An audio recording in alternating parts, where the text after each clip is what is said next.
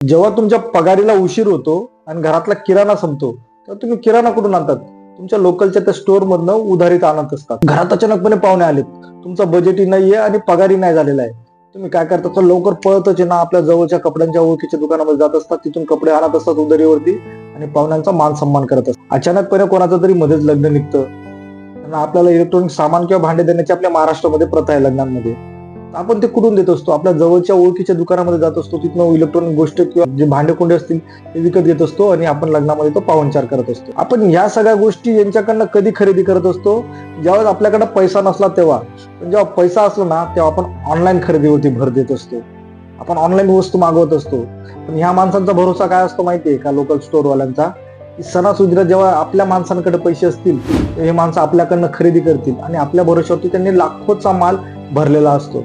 पण आपण तसं करत नाही मित्र. आपल्याकडे पैसे आल्यावरती आपण सर्रास ऑनलाईन शॉपिंग करत असतो. हे करणं चुकीचं आहे. ऑनलाईन खरेदी करणं चुकीचं असं माझं मत नाहीये. ऑनलाईन खरेदी केली पाहिजे, पण कुठली गोष्ट खरेदी केली पाहिजे या गोष्टीचं पण आपल्याला भान पाहिजे मित्रांनो. की आपल्याला एखादी आसाम मधली गोष्ट लागते, तुम्ही ऑनलाईन खरेदी करा ना. पंजाब मधली गोष्ट लागते ती खरेदी करा ना. गुजरात मधली लागते ती गोष्ट खरेदी करा ना.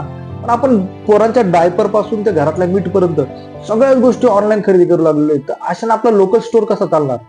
लोकल इकॉनॉमी कशी काय चालणार? तर हे सगळे दुकानच बंद पडलेत. तर विचार करा तुम्ही की काय भयंकर परिस्थिती होईल. की तुमच्या जवळचा एखादी लोकल दुकानदार आहे, त्याला लॉस होतोय कारण की त्याने सामान भरलेलं आहे लाखोंचा आणि त्याने लॉस झाल्यामुळे त्याने दुकानच बंद केलं. विचार करा की कशी परिस्थिती होईल. एकदा इमॅजिनेशन करून बघा. माझं फक्त एवढं सिंपल म्हणणं आहे मित्रांनो, दिवाळी आपल्या व्यापारी मित्रांची पण आहे मित्रांनो. तेच व्यापारी मित्र जे आपल्याला काही अपूर्ण नाही पडला पाहिजे सणासुदीला, त्यासाठी ते सकाळी 7 वाजेपासून तर रात्री 12 वाजेपर्यंत दुकानावरती राहत असतात. ते त्यांचा सण करत नाही, पण आपल्या सणांसाठी लागणारा सामान आपल्यासाठी अवेलेबल करून देत असतात. म्हणून खरेदी करताना सणासुदींना आपल्या लोकल स्टोअर मधनं करा, आपल्या लोकल इलेक्ट्रॉनिक स्टोअर मधनं करा, आपल्या लोकल कपड्यांच्या दुकानात करा, आपल्या लोकल भांड्यांच्या दुकानात करा, आपल्या लोकल किराणा स्टोअर मधनं शॉपिंग करा मित्रांनो. जर व्हिडिओ आवडला असेल तर 100% शेअर करा. व्हिडिओ आवडला नसेल तरी शेअर करा मित्रांनो, कारण की ही गोष्ट आहे ना खूप जास्त सिरियस इश्यू आहे. आपण सगळ्यांनी समजून घेतला पाहिजे. आणि असल्याच इन्फॉर्मेटिव्ह व्हिडिओ बघण्यासाठी ओजी गौरवला फॉलो करून घ्या.